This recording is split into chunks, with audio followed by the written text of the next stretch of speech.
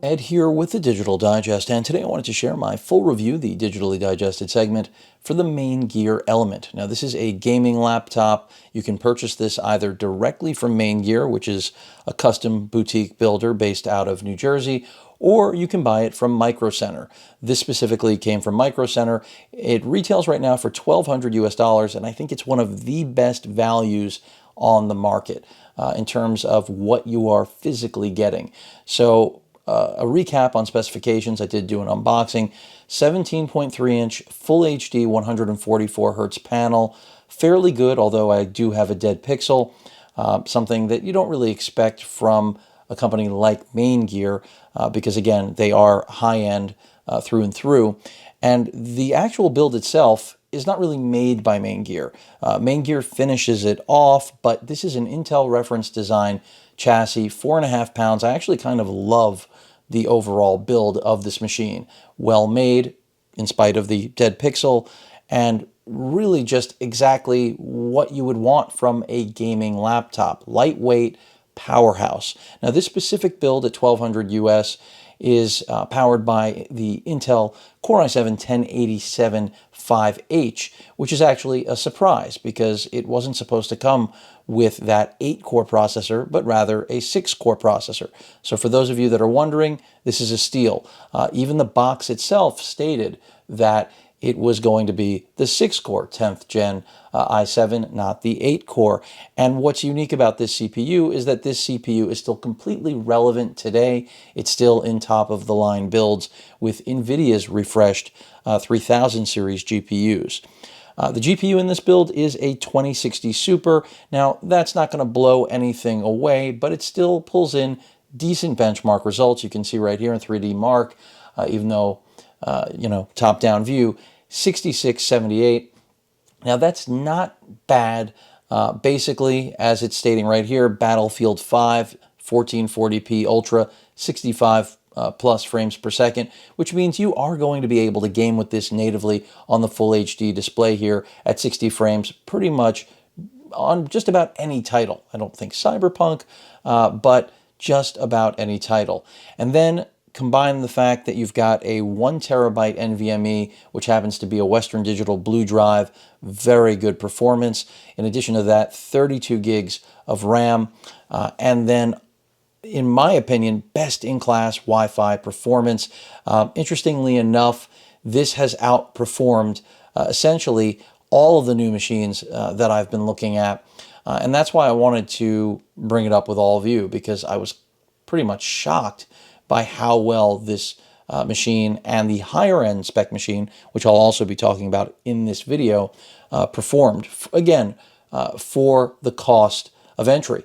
Now, Maingear sells these machines for more, and for those of you unaware, I want to clarify now, if you purchase a Maingear laptop like this Element from Micro Center, you will be dealing with Micro Center for any warranty issues. If you purchase it from Maingear, you'll be dealing with Maingear. I had to call and verify that for myself. And I think it's really almost impossible to beat, again, the components you're getting here for the price. At $1,200, most machines are going to be budget. Even if they're last gen, they're not going to have the processor this has. They're not going to have the display this has, even if it has a dead pixel. Some of you may not care about that. I'm a little bit anal about dead pixels. I always have been, always will be. That's one of the reasons I love OLEDs. That's just not something you have to worry about. Just like backlight bleed is not something you have to worry about. I really like that Maingear has kept this machine really clean. Again, it's not made by them literally, but it just performs as well as a machine with last year's internals possibly can. And that's the beauty of it. Battery life, fairly limited. You're looking at like 4 hours. Recharge time also somewhere between 3 and 4 hours. But if you're looking for the best bang for the buck and you do want to do gaming on a machine with its own display, this is really hard to beat at $1,200. Now, there are many laptops out there, but again, remember the CPU you're getting here, it's not even meant to be. It's not supposed to be. I called Maingear directly to find out whether or not this was true when I first read about it, and even they weren't aware of it. So this is a steal, in my opinion, if you're comfortable with the 2060 Super. Now, if you need some more horsepower, you can forego this machine. And again, at 4.5 pounds, such a clean build. The Maingear logo to me is totally harmless. And overall, their reputation is very good. I'm going to disconnect the power plug here because I'm not going to do any real demos with this. I showed you the Time Spy score there from 3D Mark. Just reiterating what you're getting. You have a Kensington lock, a USB Type A port, a dedicated mic and headphone jack, something you don't see too often anymore. Clean on the front, but it does have a little bit of RGB lighting here if you choose to enable it. Then a micro SD card slot, 2 Type A USB ports, so that's a total of 3. But these are last gen specs. They're 3.1, not 3.2, so keep that in mind. And then here on the back where things belong, you've got a Thunderbolt 3 port, HDMI 2.0, Ethernet, and the power port. And that's it. Incredibly clean, and really, I can easily recommend this to anyone who's trying to find the best overall value right now for the money in this form factor. I mean, you don't need to do any upgrading. If you want to, it's incredibly easy. You just have to remove the Phillips screws that are keeping the back plate on. And once you've got it off, you have an additional NVMe slot. I don't see any reason why you would need to upgrade the 32 gigs of RAM here, because this basically is, in my opinion, like a little, it's a workhorse, really. And at $1,200, the whole reason it appealed to me, again, was that this sort of performance just does not come in at $1,200 US. Now, and that's even when things go on clearance. The other machine I'm going to bring into frame is the higher end build. And this was the one I really wanted, but couldn't get because it just wasn't available for shipping. Excuse that it still has the plastic on there, but in the event there were any issues with it, I basically have left it as intact, as new as physically possible. The only real difference here is that you have, and I'm not going to even open it up, the ports are all exactly the same. The CPU is the same, but you've got a 2070 Super rather than a 2060. 32 gigs of RAM, the same Western Digital Blue 1 terabyte NVMe drive, same amazing Wi-Fi performance, and it's just, you know, another great value. Micro Center is selling this for $1,600. You will not find it for $1,600 anywhere else. Now, it's only available at the store level. You cannot get this shipped to you, so keep that in mind. And in terms of benchmarking, this is really close to the Aero 15 that I've been covering, which sports also an Intel 8-core CPU, but a slightly inferior one. And of course, a 3060 with 6 gigs of VRAM, as opposed to the 2070 Super here, which is a higher wattage chip with 8 gigs of RAM. So moral of the story is that, again, if you are looking for the most horsepower in a 17-inch profile that you can get for the money right now, this is still incredibly hard to beat at $1,600 before tax. Now, can you get other things that are similar and make compromises, cut corners here and there? Sure. I mean, a good example is the Asus G15 in the 3060 variant. That is, I believe, $1,500. You get, I mean, but completely different class of PC.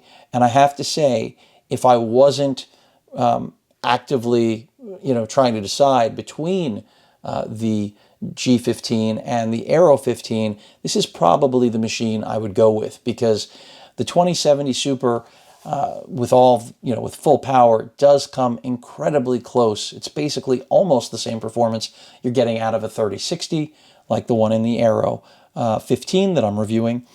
And again, no need to upgrade this at all, but if you want to, you can. The install of Windows on here is incredibly clean.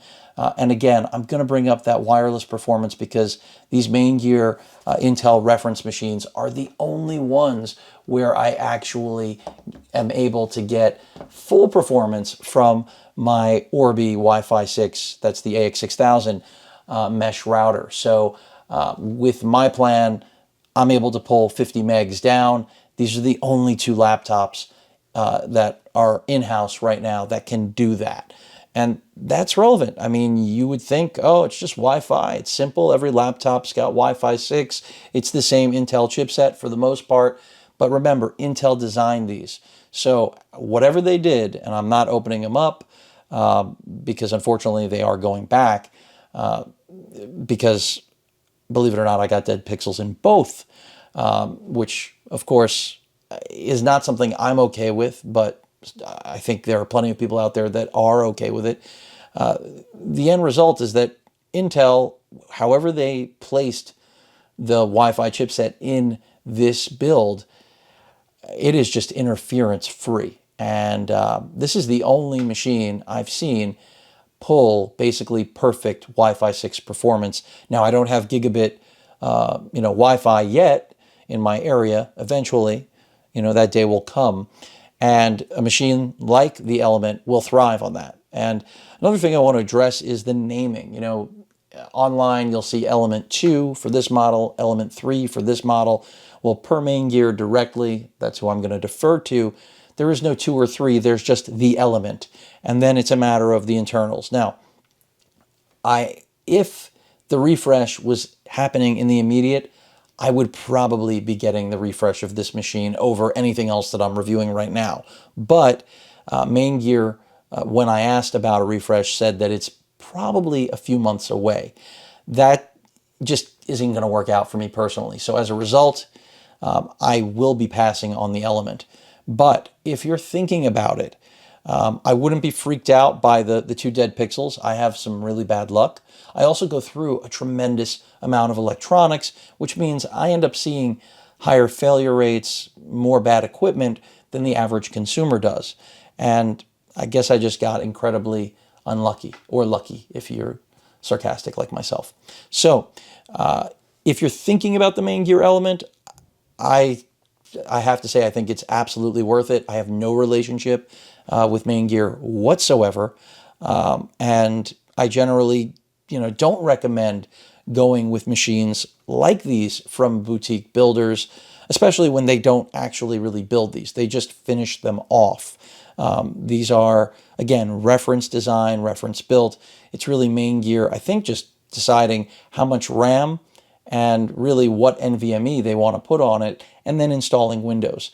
The beauty of that is that Maingear selects great components, so both on the RAM and NVMe side, spectacular job. And then in addition to that, no ugly branding. They kept this is one of the most clean gaming machines, figuratively and literally, that you could possibly pick. So if the refresh with the 30 series GPUs were available, and if they had an AMD flavor, even better, this would be at the top of my list. And I just wanted to share it with all of you because I know a lot of you aren't trying to get the latest and greatest, the most expensive. You're probably also, there are many of you out there, looking for a value. And that's exactly what the Element right now, at least through Micro Center, is. So again, $1,200 for this build, which benchmarks fairly well. It's not going to give you the numbers you'll get out of the newest generation of machines. But this guy, on the other hand, the one with the 2070, that is going to give you the performance, essentially, that I've been getting out of the brand new Aero 15. Of course, no OLED, no HDMI 2.1, no full-size SD card slot, but it does still deliver a benchmark of like 7,800 and change. And if you really get into overclocking, I'm sure you could get it over 8,000. And again, best-in-class Wi-Fi performance, even if you want to hardwire it. I'm just saying the Maingear Element deserves attention. Now, the difference between the 144 hertz versus the over 200, the 240, I can't really see much of a difference there. I can absolutely see the difference between a 60 hertz panel and going up to 120, 144, but I have to say the 240 hertz, I don't see a huge difference. But for those of you that can see the difference, that's another nice thing about this. And I do really enjoy the 17.3-inch form factor because it's so lightweight. You know, generally when I think of 17-inch laptops, I think of monstrosity. Whereas what Maingear has here, and again, it's a reference design, so you can find this under several other names, but Maingear, in my opinion, is the most trustworthy of those. 4.5 pounds is just crazy. Now we'll see on the refresh if they change the way it charges, if they include Thunderbolt 4, even though that's really basically the same thing as Thunderbolt 3, if HDMI gets refreshed to 2.1.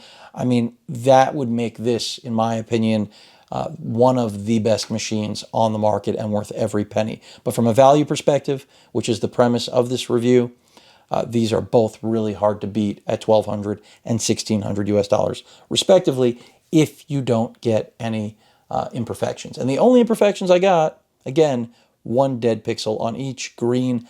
Wish it wasn't there. Then the Maingear probably would have had a much stronger chance at becoming my next go-to notebook. That pretty much rounds things out. You know, you're not going to get great battery life, but you are going to get a great overall performer at a great price. And when it comes to fan noise, yeah, it's going to be loud when you're gaming or video editing, but a machine like this one is still completely competent and holds its own against both the Asus G15 and the Aero 15, which sport all new hardware. So that tells you what you really need to know. And I love the fact that you've got, again, a great RAM and NVMe pairing, so no concerns about upgrading. And if you want to, of course, you can pull those out and replace them. So that's the benefit to going with something like this. Any questions or comments, please feel free to post them. Hit that like button. And as usual, please feel free to subscribe and please stay safe. Later.